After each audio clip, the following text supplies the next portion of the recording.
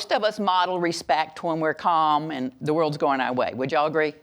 I mean, we can do that. Everything's going my way. This man gets in the car, drives me over here when I got lost coming to the session. So everything's going my way. The world is good. I have great values. I'm very kind and polite, and I give the thank you wave and all. All right.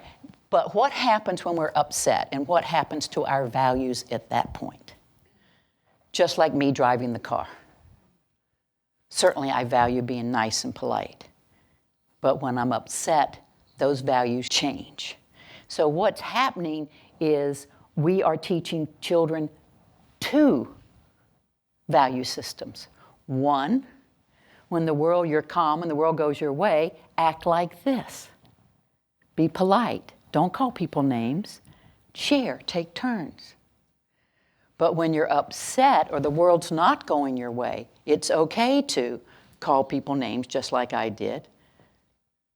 Get physically outraged like I did.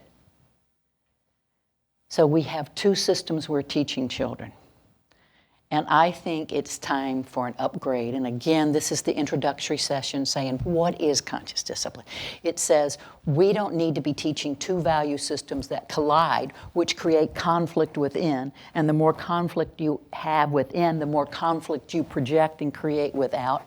We don't need to do that anymore.